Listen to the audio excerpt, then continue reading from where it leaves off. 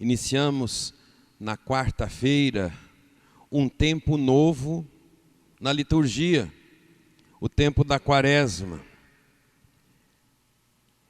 É um caminho a ser percorrido e uma espiritualidade própria que deve alimentar esse tempo. Um caminho a ser percorrido e uma espiritualidade própria. Se a gente voltar um pouco no tempo e conversarmos com os nossos avós, por exemplo, eles vão contar para nós algo surpreendente, talvez. Como era levado de um outro modo o tempo da Quaresma. Não se ouvia rádio, não se cantarolava. Era um tempo realmente fechado, como se fosse um luto. Hoje talvez, com certeza, não talvez, esse modo de viver a Quaresma não exista mais. Mas então se pula de um extremo para outro. Nem música, nem rádio, nem nada,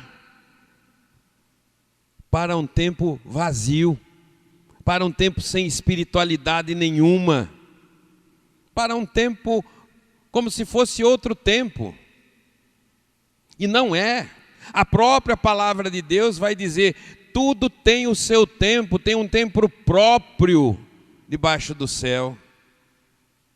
E agora o tempo é próprio para uma meditação, para um mergulho dentro de si mesmo, para pensar a fé, para pensar nesses valores que agorinha mesmo foram apresentados nessa campanha da fraternidade, ou sobre essa campanha da fraternidade. O pensar no outro, não deixar o outro só, mas nesse primeiro domingo da Quaresma, nós temos em primeiro lugar um Deus Criador, na primeira leitura, um Deus que faz tudo certo, mas há uma reflexão ali, dizendo de uma fragilidade, de um erro cometido, de uma desobediência, de uma falha, que não deveria ter acontecido. Mas a segunda leitura nos diz, se por alguém veio a falha, por um outro homem, vem a restituição, vem a vida, e esse alguém é Jesus. E é para este Jesus que neste tempo quaresmal é que nós devemos fixar os olhos, ouvir ou ouvi-lo melhor, meditar na sua palavra. E de acordo com o evangelho de hoje, a sugestão para a semana, todos nós nessa semana vamos fazer, se possível, diariamente, algum momento de deserto. E o deserto nosso não é simplesmente ficar a sós, esconder-se, mas ficar a sós diante de Deus. Seja na capela do Santíssimo, seja no seu quarto, seja no lugar que você escolher. Mas o deserto, a solidão, para algumas pessoas, ou para muitas pessoas, é algo difícil, é algo tenebroso, porque quando a gente faz silêncio, a nossa consciência, a nossa cabeça, a nossa mente começa a funcionar. Coisa que no barulho não acontece. E quando a nossa mente começa a funcionar, ela começa também a passar o filme da nossa vida, o filme da nossa realidade. Ela começa a me dizer quem eu sou. As minhas tendências. Ela começa a mostrar para mim as minhas fragilidades e, consequentemente, as minhas tentações. As tentações que eu sofro e as tentações que, ao invés de eu me livrar delas, eu mergulho nelas. Vamos lembrar de uma coisa. O Evangelho começa hoje, o texto do Evangelho começa dizendo que Jesus foi levado ao deserto, ele jejua 40 dias, 40 noites, que é um número simbólico, e sente fome. E aí acontecem as tentações.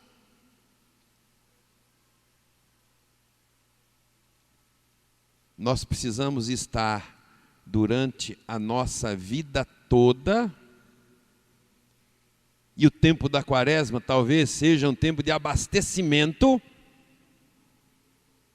para que, nos momentos em que surgirem as provações, as dificuldades, a gente esteja repleto de uma segurança, de uma fortaleza que não nos deixe abater. E às vezes a gente é levado com tanta facilidade. Se a gente não tiver essa segurança, o que tem você fazer isso? O que tem você levar uma vantagenzinha? Tem nada, todo mundo faz. Quando a gente começa aí nessa história de todo mundo faz, o nosso país é assim mesmo. De qualquer jeito está bom. E aí a gente começa a sucumbir. Porque de fato a gente está vivendo uma realidade que, por uma grande parte, ser honesto, ser íntegro, ser de Deus, é ser bobo.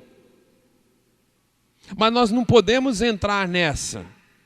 E nós temos que usar os mecanismos que nós temos para a nossa sobrevivência na fé. Para a gente não mergulhar nas tentações e sermos sucumbidos por ela, sermos dragados por ela. A igreja nos oferece nesse tempo, principalmente em todos os tempos, mas sobretudo neste tempo, a palavra de Deus. Nós não podemos desprezar nenhum dia. Vai fazer um momento de deserto, leve a palavra de Deus, medite a palavra de Deus. Temos que ter a palavra de Deus em abundância. O pão do céu, a Eucaristia. Cristão sem Eucaristia, ao menos no dia do Senhor, não é cristão. Claro que com as devidas exceções. Exceções que de fato sejam exceções. Você vai cuidar de um doente, você vai cumprir a campanha da fraternidade. Eu vi uma situação, eu estou comprometido, eu estou com compaixão, meu coração está debruçado, e eu vou cuidar. Mas mesmo assim, nós temos na cidade, nas paróquias, muitos horários de missa. Muitos horários da Eucaristia, do encontro forte, marcante com o Senhor. Porque senão nós vamos continuar a olharmos para os infelizes, dizendo, é vagabundo, não presta, é beberrão, é isso, é aquilo, e que talvez sejam mesmo. Mas eles precisam da nossa sensibilidade, do nosso coração. Eles precisam. E é melhor a gente poder ser solidário do que estar por aí pechinchando ou buscando num pires a solidariedade de alguém que às vezes não chega nunca.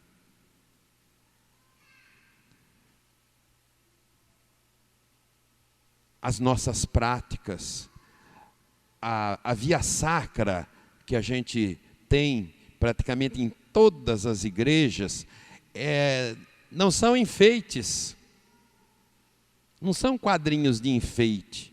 Você pode vir a qualquer hora do dia e ir diante de estação por estação, meditando os sofrimentos de Jesus e o seu sofrimento talvez, rezar pelos sofrimentos de familiares seus, de pessoas enfermas, de pessoas desempregadas, de pessoas necessitadas.